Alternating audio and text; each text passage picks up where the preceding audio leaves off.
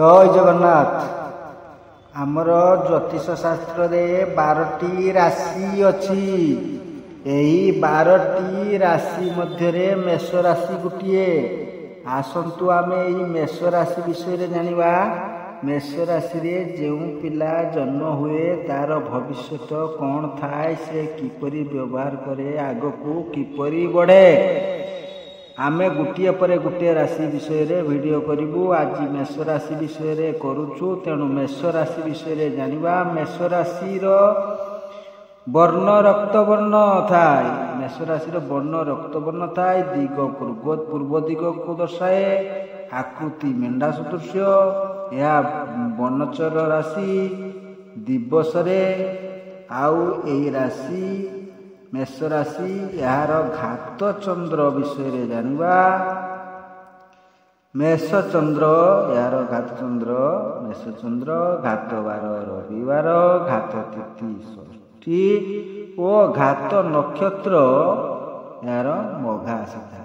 यही घात जुगरे यार विभिन्न इष्ट देखा चंद्र 12 नक्षत्र तिथि जो दिन एकत्र होबो बा होइतिबो ताहा अशुभ। एई सब हेले कौन हुए ना अशुभ देखा जाए, विभिन्न असुविधा थाए। तब पांजी द्वारा जे कौन असुविधा अछि, कौन कले यार प्रतिकार हो पारिबो ए विषय रे अवगत हो पारिबो। तेणु पांजी देखी या विषय रे अवगत होई हेबे मेष राशि व्यक्ति बंधु। आसतु ए मेष राशि रे खाली गोटे न थाए, 3 भाग रे विभक्त आम करछु। मेष राशि गोटे दानव गण को जाउची, गोटे मानव गण को जाउची, गोटे देवगण को जाउची। ए विषय रे परे कहिबा। तेणु प्रथम टोटाल मेष राशि रे जन्म होता व्यक्ति को पई आमे कहूचु मेष राशि किपरि हेबे। मेष राशि विशेष करी लढ़ुआ माने जहा लढ़ी कि नेबे, जीत खोर, जहाँ जीत करथिबे हठात कि छाड़ी जीविनी, से जीत रे रही काम संपूर्ण करिया को चाहिए। एई मेष राशि व्यक्ति बुद्धि विचक्षण थिबो, कौशली थिबे, दूरदृष्टि थिबो, विभिन्न प्रकार काम करिया पूर्व दूरदृष्टि लगाई करुथिबे, परोपकारी थिबे, शत्रु को मित्र करी पारुथिबे, त्यागी रहिबो, लोभ रहिबो, क्रोध टिके अधिक रहिबो, परिवार वर्ग विमुख होबार देखा जाई पारे। परिवार वर्ग सहित संपर्क रे रिष्ट जुग माने वर्ष अनुसार के रही एक माने वर्ष एक वर्ष को 4 वर्ष ये 1 4 8 10 16 22 26 22 48 52 62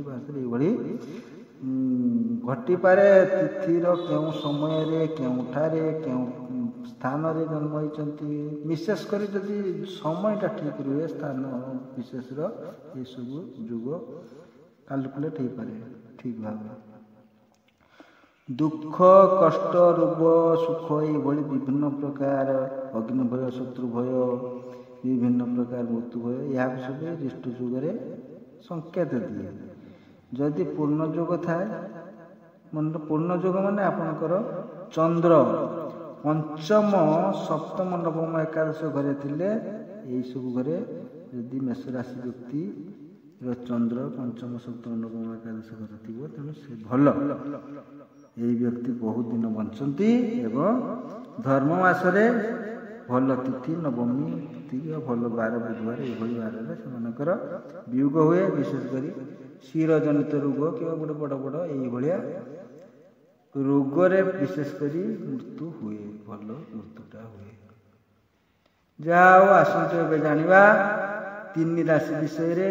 जदि मेष राशि रे अश्विनी नक्षत्र थाए, मेष राशि 1/1 अश्विनी नक्षत्र थाए तने देवगण को जाए। ये देवगण को गले ये व्यक्ति धर्मपरायण हेबे, सत्वगुण सात्विक गुण रहिबो, धर्म भक्ति प्रिय थिबे।